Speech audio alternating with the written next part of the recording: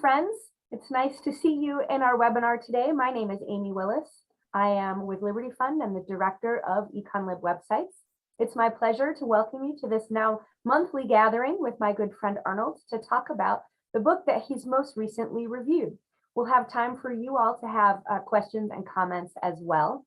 You can use the Q&A feature or the chat feature, or you can simply raise your hand when we open it up to questions, and I'll moderate and allow people in. In the meantime, I'm going to turn things over to Arnold to introduce this month's special guest, Erik Torenberg. And Arnold, take it away.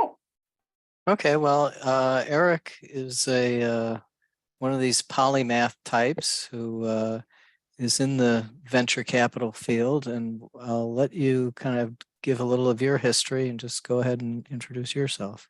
Sure. Thanks, Arnold and Amy and Shelley for having me here. Excited to chat about the book. Quick introduction to myself. I'm an entrepreneur and an investor. I helped start a few companies. One of which I was a first employee founding team at a company called Product Hunt, which is a discovery platform for startups. I helped start On Deck, which is something like a training academy for aspiring entrepreneurs. And I also helped start Village Global, which is a early stage venture capital firm. And I'm very interested in some of the issues that the Paper Belt covers, and a longtime fan and a friend of Arnold. So excited to be here. Okay, so let me just start out by putting Erik on the spot. So you've kind of straddled a little bit of what his 1517 fund is about. I mean, you've done, coaching of entrepreneurs and funding. Did you ever think of combining those the way he did? Yeah. So what Teal Fellowship has done is they take 20 people a year and they give them $100,000 and they say, hey, instead of going to Harvard or Stanford, why don't you start a company or do something that you think is higher value? And I think that is amazing as sort of like a social commentary around what the best people could be doing. We could talk about what a scalable version of that would look like. But you're asking me, have I considered just like creating a university for entrepreneurs? And the short answer is yes. And what we've done with On Deck is a version of that, but we've done it not at ages 18 to 22, but at more like early 30s or late 20s. So what we do is we take employees or people who have a tech career and who want to be entrepreneurs, and we help them start a company, whether it's find a co-founder, get a startup idea, get a community of prospective entrepreneurs to help support. It's kind of like a Y Combinator, but before you have the company. Like you might still be at a job, and you can go through our program, and we've had perhaps 1,000 companies come out from that. If you were to say, hey, why not go earlier? I think that is an opportunity that has a lot more challenges. I think somebody should, maybe we should, but right now we're still trying to nail the narrow scope in which we're focused on, which is kind of mid-career transitions.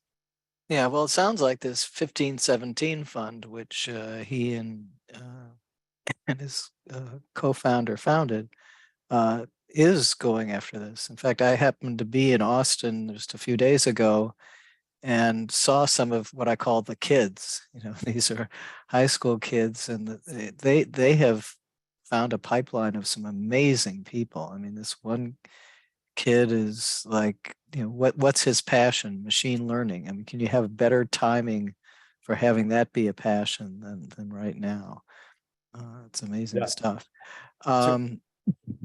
What I would say about them, so they're doing, my understanding is they're doing a venture firm that is targeted towards young people, and they have a grant program that allows them to attract kind of like the work that they were doing with Teal Fellowship on a smaller scale in terms of capital, but on a bigger scale in terms of the amount of grants. And they give out grants, and they have a community of young people. And my girlfriend is actually starting a venture firm that does something similar. It's called Moth Fund. Her name is Molly Milkey. But I don't consider that as like a replacement to a university. That's more of a supplement. In my view, it gives them a little bit of grant, a little bit of community, and then when they're ready, they'll invest in them. But it doesn't feel like a big scale like replacement. Uh-huh. I don't think they could call it that as well, but it is cool for sure. Yeah. Just briefly, what's the venture world like these days? I mean, is the taste for throwing capital at firms, is that going away, or is it a tough environment nowadays? It's a very tough environment, partially because it was the last few years was the best time ever to start a venture fund.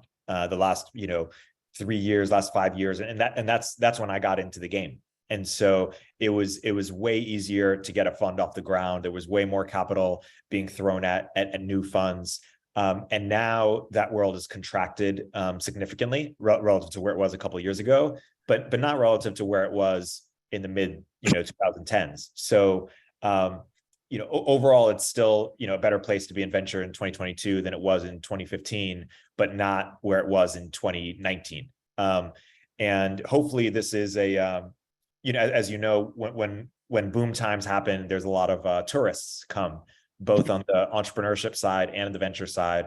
And so hopefully, the charitable view is that this is a way to separate the wheat from the chaff, and the best investors and entrepreneurs will remain and rise up.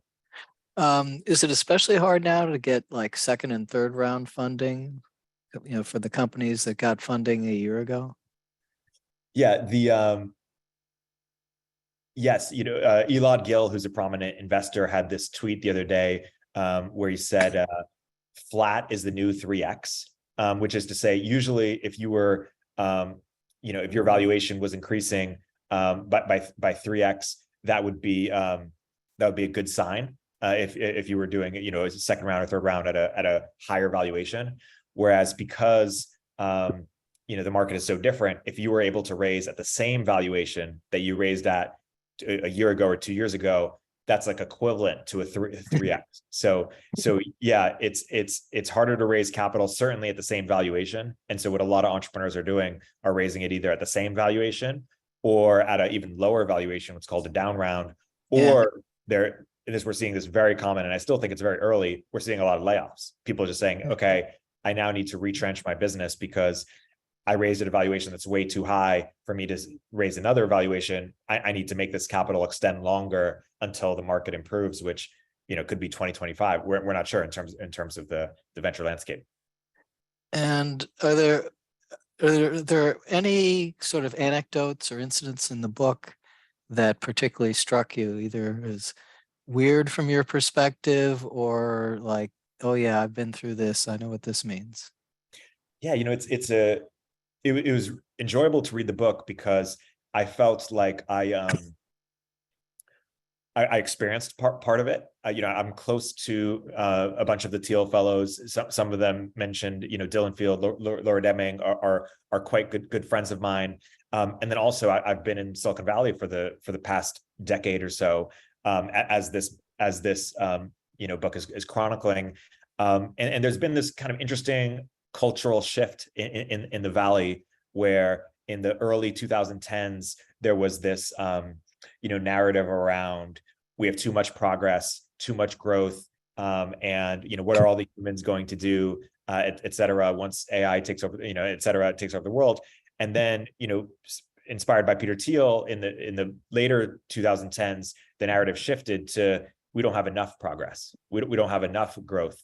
And it also, similarly, like when I was in college in 2008, 2009, there were these concerns about overpopulation, at least in my school, and that was kind of in the zeitgeist. And now we're having concerns of underpopulation, or at least those concerns are hitting the mainstream. So it's been interesting to see kind of the intellectual zeitgeist shift on some of these topics. And right now is a very exciting intellectual time, I think, in Silicon Valley. I think the 2010s were kind of a monoculture, and I think now we're starting to have some intellectual diversity around a bunch of different topics, and it's interesting to see that captured in a book. So, and just in the last week, the big news, it seems to me, in the sort of the tech world has been around the AI stuff and the open AI stuff. You have is this something that you were anticipating that now you're going to ride, that the whole Silicon Valley is going to ride? What, or is it going to pause for a while? What do you think is going to happen there? No, I think this is a game changer. I mean, for the last decade, people have been saying, "Hey, AI advancements have been underwhelming," and all these big companies put all this money. Meta has had a world-class team for over a decade. Jan LeCun, leading the ship, and what have they produced, right? Google, et cetera. And here comes OpenAI, which is a much smaller team, and creates. I mean, GPT-3 was incredible, but ChatGPT is even more incredible. And I think this is a harbinger of what's to come in terms of it's only going to GPT-4. I have friends who are playing with it. They say it's even more impressive than what we've seen to date by a while. So I feel like there's a number of companies and industries that are going to be reformed and formed based on these like technological advancements. It's going to take some time for us to see the outcome of that or see the data of it. But a year ago, all the talented people were going to Web3, and now a lot of them are going to AI. I think people are still excited about Web3 despite the crypto price going down, but people are very excited about technology again, in a kind of foundational way, not just like late stage SaaS or late stage mobile, but like this is net new primitives, and then net new companies and industries will form on top of it. So people are very excited. Yeah, I don't know, among the many, I think sort of the millions of, or at least 1 million people who've hit the chat GPT, somebody gave it an IQ test. I don't know if you saw this. Yeah. And they estimated it was about average, around 100. And my line is, well, that means probably within 6 months, it'll be 130. I mean, the thing about computer skills is that they, once they catch up to humans, they don't look back. And yeah, someone made a joke that the reason why it's so progressive is because it has to make up for the low SAT score to get into a good college. But that's just that's just a joke. But yeah, no, it's and people didn't foresee that it would. A decade ago, people were saying, okay, who's in trouble? The truck drivers or the kind of blue collar workers. But creative fields, caring fields, you're fine. AI is not going to replace you. And yet, what do we see? We see AI art that's incredible. Potentially AI literature that's potential, or AI writing or copy that's going to replace the writers. And also, there's one startup, I think in Japan, Replica or something, that's like an AI friend or AI girlfriend or AI therapist. Like caring and creative fields might be the first to go. So that's surprising and interesting. How do you see there's any prospect for AI in teaching? Are we going to get the Young Ladies Illustrated primer of the Diamond Age at some point? Yeah, the Bloom Sigma, one-to-one AI, that's the dream. I have a company in my portfolio that was a daycare company that had some like regulatory arbitrage that they were taking advantage on the daycare side. And now they've actually pivoted to exactly what you're saying. They're trying to do AI tutoring. So are we going to see it? I hope so. But I know that lots of people are going to work on it. So it might be one of those things like trucking or self-driving cars where you can get to the 95%, but the last 5% is the hardest, and you can't roll it out until it's ready or something. But I suspect we're going to see something there pretty soon. I mean, even just ChatGPT for a very curious kid is is fascinating. And so that's the hope. Yeah, we could be about to live in very interesting times.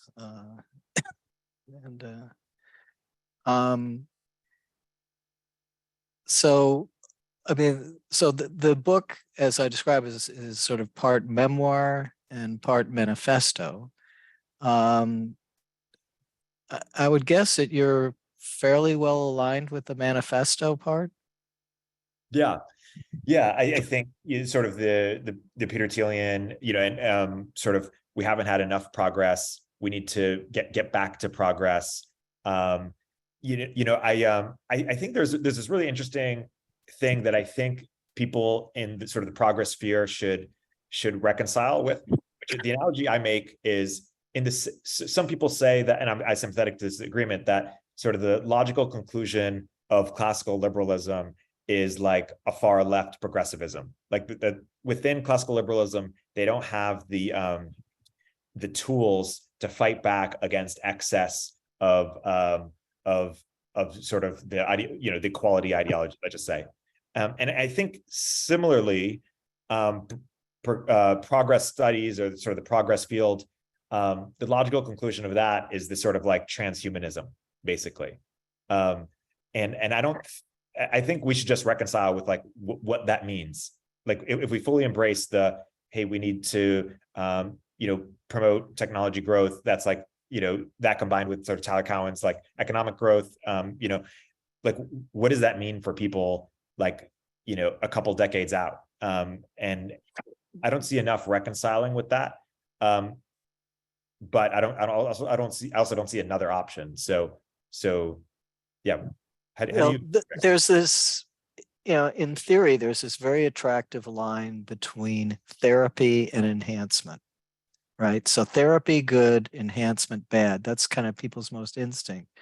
But the line, I think, keeps moving, and that's your problem with reconciling. And when I was young, or when I was in high school, no one ever considered having an SAT tutor. That would have been like, what are you doing? That's not fair, and that's kind of, so that's over the line in some sense between therapy and enhancement. And then, it became natural. Now, imagine 20 years from now, you have the same competitive parent mentality, and they could, you can install a chip, or you can, do gene therapy, and that becomes the equivalent of SAT tutoring. It's like goes from nobody doing it to everybody doing it in a generation. So yeah, totally again, go ahead. to that point, there's a few companies who are doing embryo selection, and what they're trying to do is they have data on which ones are more likely to have certain diseases, and they're trying to select to avoid those diseases. That's very controversial in and of itself. At some point it's going to flip in the way that you described, where right now it's going to be controversial, but once that technology is widespread, it's going to be potentially seen as controversial not to do it if you could save someone from having some sort of disease. Except, one of the companies that I'm talking to can not only do it on disease, but they can also do it like they know which embryos are more likely to have like other traits that get into eugenics, basically. And we all practice eugenics to a smaller degree, which is like mate selection, but we're going to have the technology to do it at a much bigger capacity. And it just seems inevitable that once technology is widespread, cheap enough, it's going, people are going to do it. And that's the ultimate enhancement. And there are other versions of that. So I feel like we're well into the enhancement phase. And the question is, what are some of the repercussions that they're going to come from that? Yeah, I mean, I've just encountered an article about this couple who just wants to have a lot of kids. Have you seen the Collinses? You know that story? No, I haven't seen it. Okay, I don't know. It seemed obscure, but then it came up in Austin. I saw it, and then I happened to catch it online. So there's this couple that their mission, or their I don't know what you call it, mission, or I don't know, you could call it a dream or a nightmare. They're going to try to have a lot of kids, and then try to encourage their own kids to have a lot of kids, so on and so on. They say, in X generations, we'll be half the world, if we're the only ones doing this. So I think there's, I hope that there's a moral difference between sort of top-down or government-imposed eugenics and decentralized, people embryo selection. But I don't know, maybe there are people who would think that sort of decentralized, individualized eugenic choices are just as bad as centralized. I don't know. Yeah, how well, that hopefully, play. even if they do think it's bad, they won't be able to do anything about it. So going back to the book, I'm very sympathetic with his critiques of the paper belt of the industries that have been, slowed down due to excessive regulation, education, healthcare, construction, others. I'm also sympathetic to his sort of endorsement of the sovereign individual in terms of power to the people, with improvements in technology and sort of governments competing for citizens in a more competitive way than has been historically done. And then the last thing I'll say is I'm also sympathetic to the idea that he ended the book with, which is the idea that to put it shortly, stoicism is a bit of a cope. It's great to be what's it called? Resilient in the face of setbacks or in the face of not progressing as much as you wanted. At the same time, it's also it shouldn't be an excuse for not being super ambitious and trying to improve things. And I think his critique of stoicism is sometimes it's a way of settling and just making amends. And that the rise of stoicism is perhaps a sign of a kind of sick culture or something. I don't think it need be that. I think those can coexist, but it does seem axiomatic or self-evident that in the last decade we haven't been as ambitious, perhaps as we could be, as we should be, because we've lost confidence or certain confidence or something of the sort, or had other concerns or had all these critics and attacks. Certainly the big tech companies. Anyway, so there's a lot of sympathetic. Yeah, it seems like the people who really want to sort of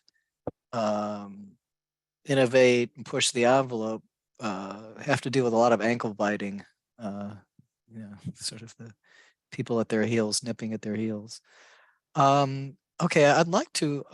This is earlier than we usually do, but I think there's a lot that potentially that the audience might have. So, Amy, if you want to let any people from the audience give their questions, comments, whatever. I am happy to, Arnold. I have just let Tom Gray into the conversation. He has a question for you guys. Hi, if you can hear me. Yeah. I wanted to comment that Erik has an excellent Substack also, and there was some talk about solitude in one of his earlier posts that was kind of interesting. But my question was about AI and English as a second language. And it seems to me that a 95% good AI English tutor doesn't have to be 100% like the self-driving car, but at 95% or even 90%, getting somebody who speaks English in the Europeans, they have a good grading system at a B level, B1 up through B3, then C1 up to C3. That would be a huge moneymaker. And I remember being at IBM 4 years ago, telling them that's what they should do with Watson, but they wanted to teach psychology instead. But I still think that's the right thing. Do you have any handle on companies that are doing specifically teaching English? Because that's where huge numbers of people actually spend their own money, not government money, in order to learn. Yeah. First off, thanks for the kind words, Tom, on the Substack. I appreciate that. I think you're right on the money. I mean, at the high level, there are all these sorts of narrow applications, whether it's legal or healthcare, or education, that AI is just going to radically redefine and improve workflows, and enormous businesses are going to be built from them.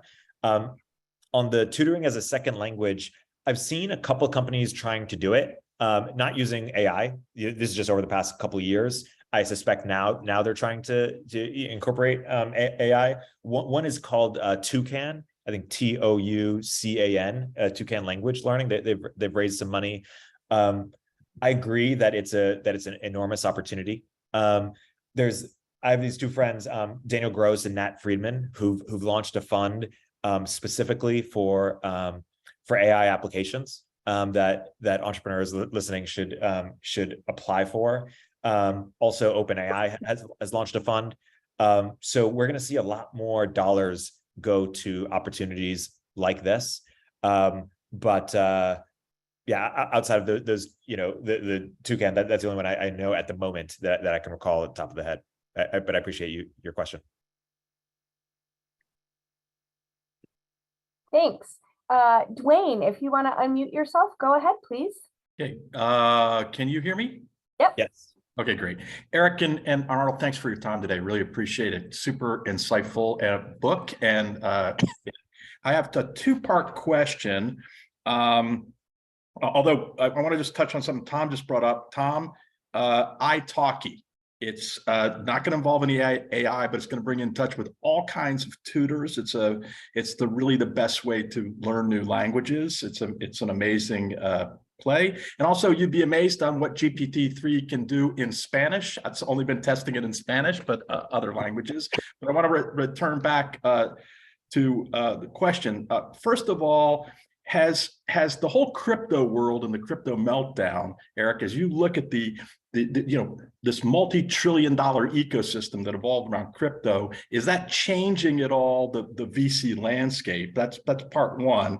And then part two is for both of you, the subtext on the book, right? How renegade investors sparked a revolt against the university. I'm struggling with, given Arnold's educational background, my own, yours, Eric, right? How do we revolt against the university? Now, actually, how did that become a thing? Because, while I can quote Zuckerberg or Jobs at Apple and say, and potentially Gates, hey, there is this group that skipped university, but should we really revolt against the university? Man, I felt my university time was quite good, even though there were some times when I wanted to revolt against it. Cornell engineering is never fun, but so I'm just curious, is that really where VCs are thinking? Do we need, particularly as you're looked at this middle market sector, right? This 28 to 35. I don't know if the criteria that makes a successful entrepreneur is that they've revolted against the university. I know Thiel likes to make it sound good, and that's great from a Stanford educated individual, but is it really a revolt? Excellent questions, Dwayne. We could be here for a while talking about those questions, and which I'm happy to. I'll take the first one, the crypto, and I'll give a short answer, but happy to go deeper. So a few years ago, people were asking, just in general, is the invention of crypto going to disrupt venture capital? Because crypto networks introduce these token mechanics, which are different than how equity cap tables work. And the short answer was no. It's going to be supplementary, but on a short term. Long term, it could be different. There's lots of regulations that give advantage to venture capitalists, i.e. the accredited investor law. It's hard to invest unless you're a millionaire, or not hard, illegal to, or make a certain very high salary, which precludes lots of people from investing. And so there was this idea of, could you actually, tokens bypass that, and maybe VCs would have less kind of regulatory advantage due to that. Happy to go deeper there if you'd like. You asked specifically about the meltdown. If the meltdown will change the VC landscape or even the crypto investing landscape, I think short term it will. It really depends on how strong the regulatory backlash is against FTX. It's unfortunate because a lot of the crypto, DeFi, or a lot of the crypto innovations are aimed to prevent exactly what FTX, exactly the problem that was created with FTX. But that's an unfortunate side effect. My answer is short term, yes, it will affect it, but long term, the industry is still very promising. I'm in about 10 crypto funds right now, and I would keep my money in those funds, and I will continue to invest because developer activity in the space is higher than it's been, and talent continues to flock to the space, and the opportunities continue to be true. Just because there was one fraudulent actor won't change that. So that's the crypto question. Happy to go deeper there if you're curious. On the education side, my short answer there is it depends what you mean by revolt against the university. I see the university system as a bit of a cartel, in the sense that there is a body that determines what can and can't, accrediting institution that determines what can and can't be considered a university, and that accreditation system is somewhat influenced by the existing universities. So a successful revolt to me, at the very minimum, would make it easier to compete with existing universities. I would love to see that. I think the universities offer some good service and change lives. I do think prices are too high and rising. I do think there's too much student debt. I do think there's not enough accountability in the system, from the universities to really take care of their students long term, if they'll just continue to get bailed out, or if they're not incentivized the right way. I do think too many people are dropping out, too many students are underemployed. I think there's misaligned incentives, as I mentioned.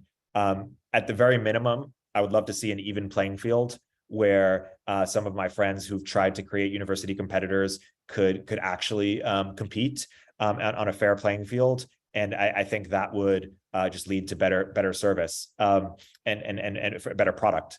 And the last thing I'll say, and then I'll feel free to have any follow-up questions, or Arnold, feel free to jump in, is that I think that I would love to see the Thiel Fellowship be more ambitious. I think, I don't want me to take anything away from what it's achieved. I think it's probably the coolest thing Silicon Valley has done in education, but I don't think it's really been that disruptive. The best people still go to Harvard, still go to Stanford. Yeah, maybe there's 20 people a year who don't, but how game-changing is that? If anything, I think it should be a proof of concept. I would love to see either Thiel University or other universities take on these universities head to head, like not just 20 people, but 2,000 people. And that would change what it is. But it would really be a competitive attempt. Whereas right now, I think they're more content to the success that they've had, which has been enormously successful for what it is, but it's just not fundamentally competitive with the university. Erik, I just respond quickly. I really appreciate that answer, and it resonates with me a great deal. I struggled with the Thiel fellows program, specifically precluding somebody from getting in if they were in a university. It's like, oh my God, you've got the yellow star on your outfit. We can't let you in because you enrolled in computer science at Caltech, and God forbid we back you as a starter because you've gone down that horrible route of aligning yourself with a university. It'd be like, you got to be kidding me, because that you would eliminate 99% of the people that you should back, and we shouldn't demonize the people, in my opinion, that went to the university. And I felt that Thiel has been moving in the direction, because it resonates with a lot of people, to demonize what is clearly a cult or a club that needs to be broken up. I don't have a problem with what you're suggesting, that we got to need to mitigate some of their power at some point. But I thank you, because I don't think you're saying, yeah, if you came to apply for funding from me and you had gone to Caltech, and in fact, you'd gone to a university at all, would just have eliminated you. I'm only backing the Thielian view that no university should be a good thing. Yeah, So we're aligned. So I'll make a couple of comments. First of all, on crypto, I think there's an op-ed in today's Wall Street Journal saying, crypto is, still valid, blockchain still valid. And it comes not from, Andreessen Horowitz, it comes from the head of Goldman Sachs. So, so I think people have some hope there. I think crypto has gotten off to a bad start, actually. I think the net effect of the run up in Bitcoin's price was, I think, that's not the best use case for crypto to be sort of a wild speculative thing. If so far the best use case has been like, people in Argentina being able to sort of fight inflation there, or people making cross-border remittances. And we'll see if those use cases are enough to sort of outweigh all the bad use cases, which I think ultimately, were a causal factor in the big crash and the frauds that took place.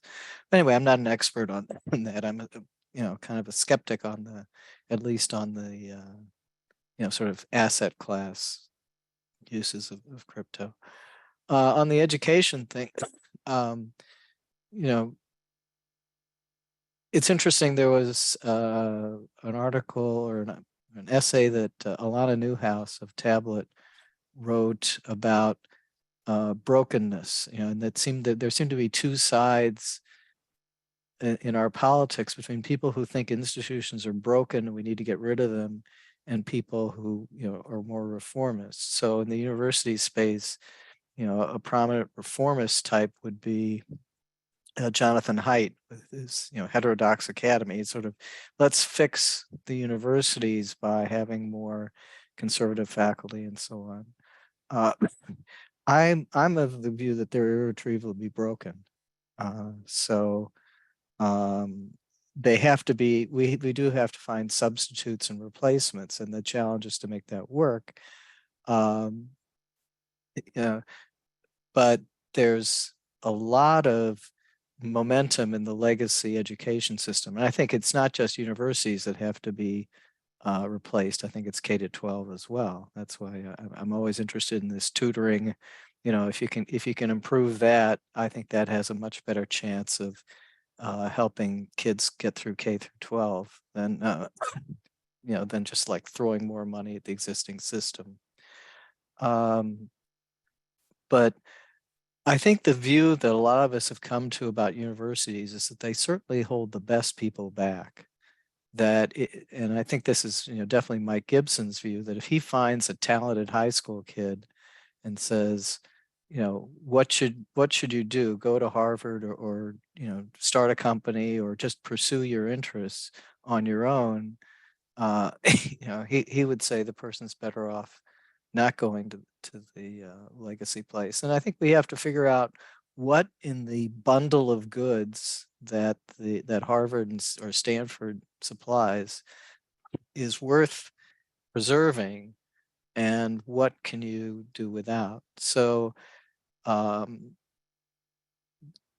like one of the questions is, how much does being around other students and a quote unquote diverse student body, although not all that diverse. I mean, my line is that the way they diversify on color is they take sort of the people in the upper class of African countries, bring them in and say, hey, look, we got Black people, but they're they don't really come from that much of a different background than their white suburban kids. They're probably closer in style and background than they would be to the white kid than to an inner city Black kid. But that aside, so how much of that experience do you need? And I've offered the suggestion that what you could substitute for that is periodic conferences, like have, instead of having the steady on-campus experience, you could take a bunch of people who are basically learning remotely and then pull them together every 6 months for an intense 4-day, I don't know what you call it, conference or retreat or whatever. That's an interesting hypothesis, and I'd love to test that. I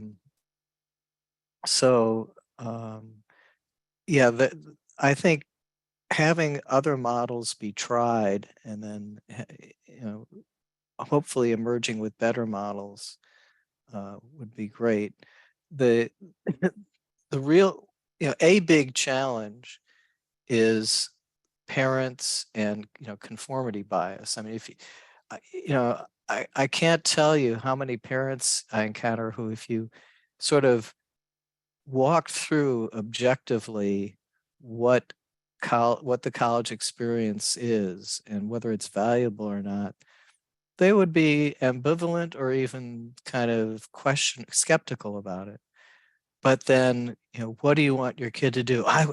They've got to have the best college application they can find. It's like, I'll be embarrassed if they end up going to, a mediocre state school and they don't get into the Ivy League. Or if they had a choice between the Ivy League and the state school, I would push them to the Ivy League. I mean, I'm personally at the point where I would push in the other direction. But I think that's an interesting situation that could potentially tip, right? Because it's an equilibrium in which, well, I want, it's a classic Girardian equilibrium. I want my kid to be there because everybody else wants their kid to be there. And if that were to, that could all of a sudden change. It could change very rapidly. And I think and I just don't see the much potential for the universities reforming themselves. I mean, I'll give Jonathan Haidt the best chance he can. I just don't think it'll happen. Anyway, sorry. No, can I comment on that? Yeah. No, it's fascinating stuff, and feel free to flesh out. We could brainstorm your white paper even more. I mean, I think the biggest challenge with university competitors, and I'll put UT Austin in this camp, is the prestige factor, right? Like I still think the best move for if you took someone super young, super ambitious, super smart, and they were asking me, hey, what should I do on the college front? I would say get into Harvard and drop out, because a lot of it is just proving that you can get in. Like the selection criteria is hard, and it separates you. That brand is helpful, I think, mostly on the front end, less so about completing it, but mostly on the front end. And for a new competitor, it's pretty hard to have that similar like signal that you got in. Like, what does it mean to get into UT Austin? I don't really know. That's why I think Thiel Fellowship has the best advantage, and that's why I want to see them do it, because not only have they had 10 years of a really difficult application criteria, they have outcomes. As this book shows, like they have tremendous outcomes. And even if they were to expand to 2,000 people a year, I'm sure they'd get tens, maybe hundreds of thousands of applications, maybe more. And so the acceptance rate still could be very low. And I think they compete head on with Stanford and Harvard. Whereas if you just try to create something new from scratch and you're trying to appeal to the most talented people, they're not going to join it unless it's a better signal than those things. And it's very hard to manufacture that signal out the gate. So that's what I see as the biggest barrier to really competing with. You could compete with middle state schools, like you could have different companies like Walmart University. You could imagine these like will guarantee you a job and that kind of thing. But like Harvard and Stanford, these are hard to compete with. Yeah, and especially like on a 4-year basis, like to tell parents, okay, this kid is never actually going to go to Harvard, but they're going to spend 4 years doing something else. And I mean, even if you can get that, sell the kid on that, you're never going to sell the parents. And so one thought is you just have to kind of gently sort of lure them in, start with a gap year or something like that. And then, after, there are just some kids who will, after they've seen some alternative to the, legacy system, will say, no, I'm just not going back. Sorry. I'm getting more out of this new thing, and I'm going to stick with it. Anyway, but because you're right, you can't establish a credible signal out of the box. And I don't know if you follow Heather Hying's Substack, but she just publicly resigned from the board of the University of Austin at Texas, because she just doesn't think it's innovative enough. And my impression is what a lot of these people that are faculty there are using it as is what I call revenge of the canceled. And revenge of the canceled is not a good motive for doing education. It's not sufficient. Maybe I'm being too harsh there. No. All right. Let me see one more, just one more experiment. You're probably familiar with it. Minerva University. Yeah, sure.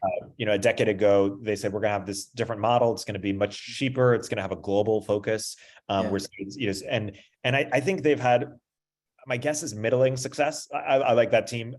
They haven't like really disrupted the university, but they've had strong, cohorts or graduating classes year after year.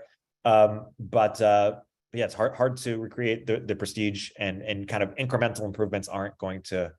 Yeah, and I think it just takes a ton of trial and error. So I think Minerva has some things are attractive, but I wrote about it for yeah, there you go.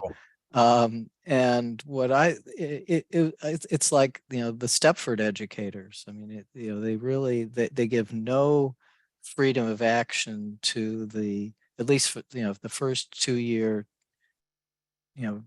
teachers. They just say, here's your curriculum, here's exactly how you will, work with students on it.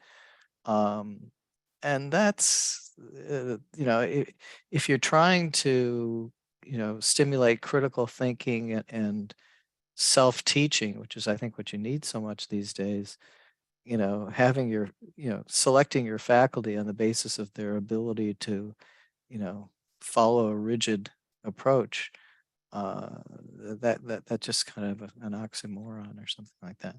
All right, Amy, go ahead and You got it. As Arnold noted, I've been busily plopping links into the chat, and we'll send those to all of you after the fact. So don't worry about trying to record. In the meantime, we have John Elkhorn in the room and queued up for a question or two. Hello. I'd like to ask a pair of questions that are about entry and first movers. Let me start with an entrenched equilibrium, which is higher ed, college. And let me pick up on the fact that you've mentioned that the very best the very best might chafe at the a conformity of the current prestige model. So if you're thinking of Steve Jobs or great innovators, but Arnold mentioned parents, the fears of parents. Now, these are probably parents of, 1 or 2 or 3 steps down from the very, very most talented youths.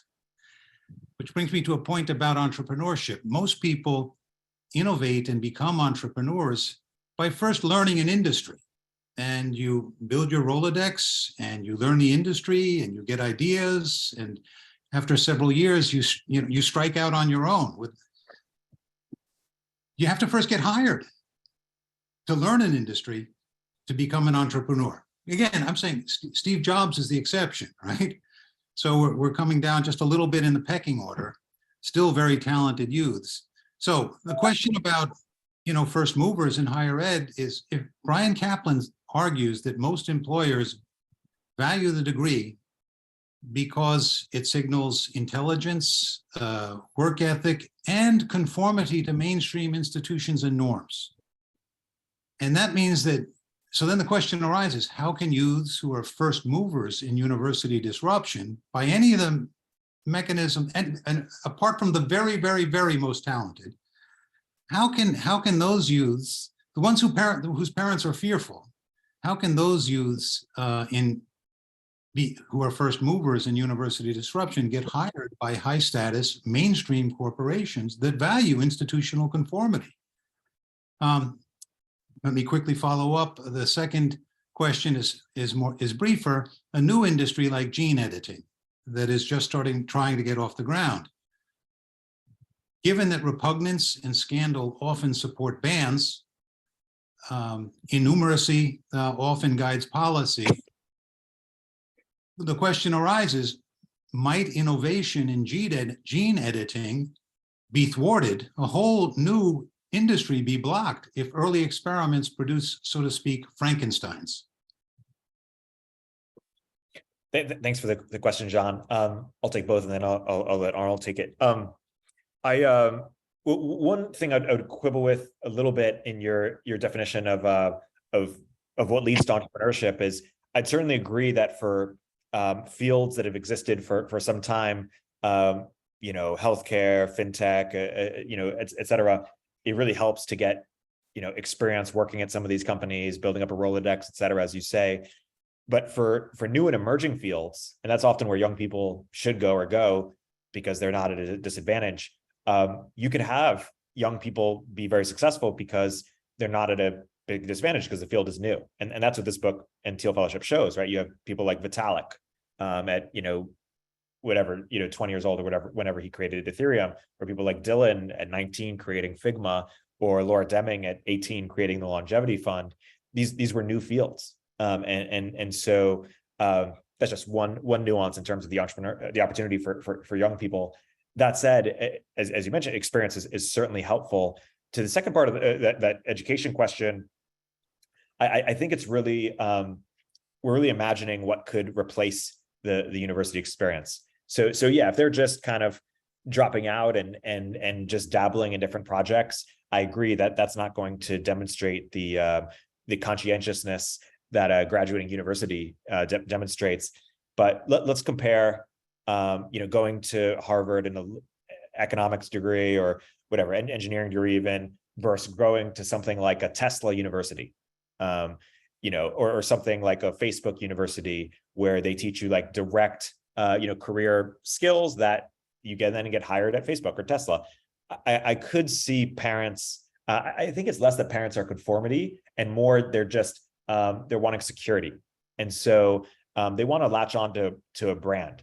Harvard is a world-class brand, but I think Tesla is a world-class brand as well. And not there's a lot of parents that don't see that brand, but you could see other brands potentially replacing that as an alternative, and also showcasing conscientiousness along the way.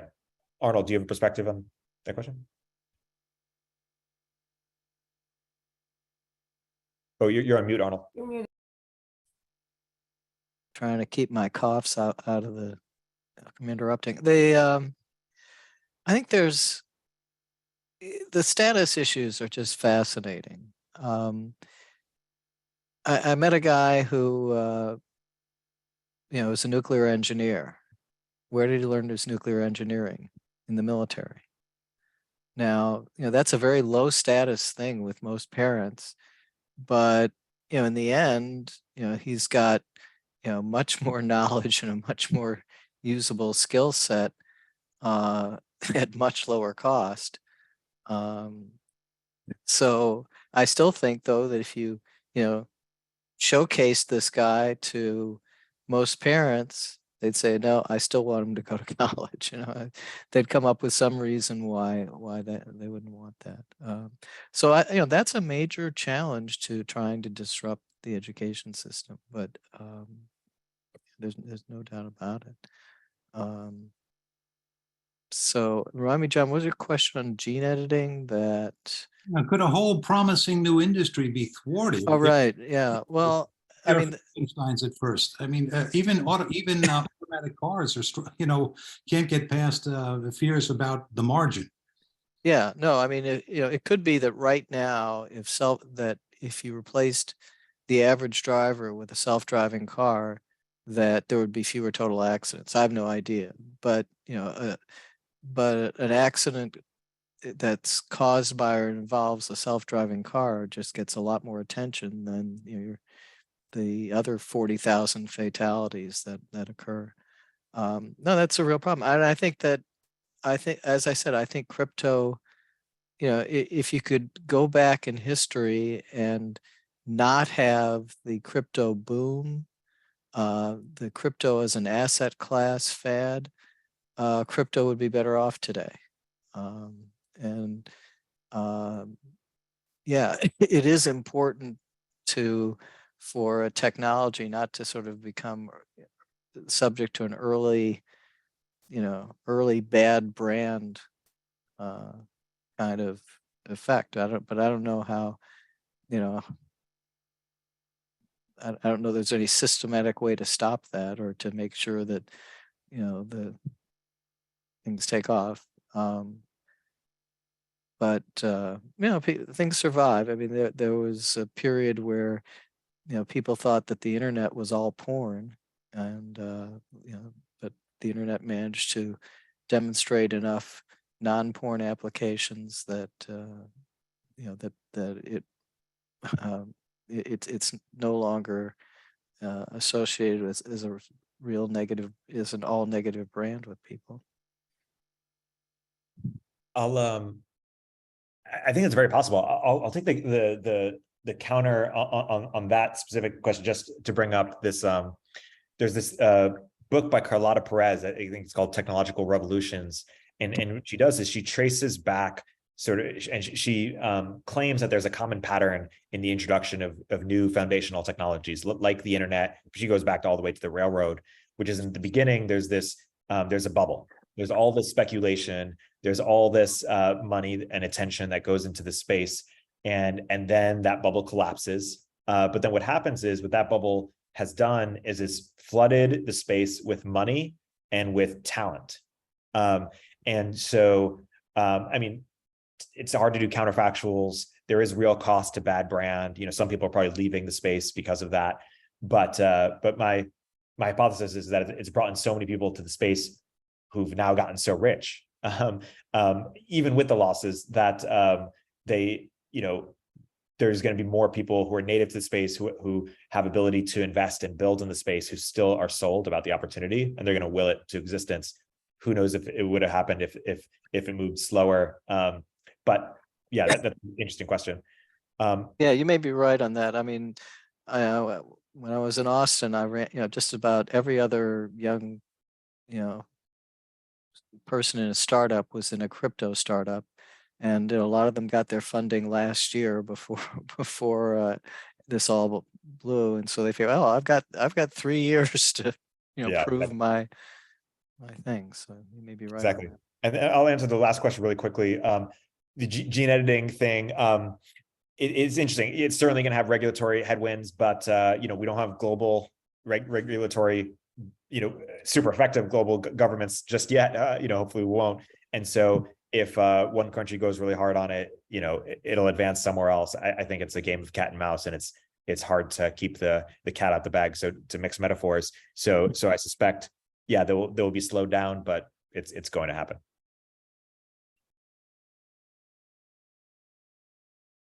Friends, we've got a couple minutes left. Does anyone else want to pop in with a question or a comment or a further reading suggestion? I think that I actually didn't send you all of the links, but Shelley has rectified my mistake, and we will still send those links to you via email after the fact.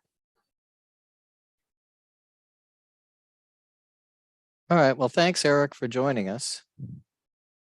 It's as always great to talk with you, and I do recommend his Substack for that you guys saw the link to, or you just look up Erik Torenberg on Substack. I did include that link, and now everyone has it. Yeah. Yeah. All right. Well, thank you, friends. It's been a great conversation, and we appreciate you taking the time to.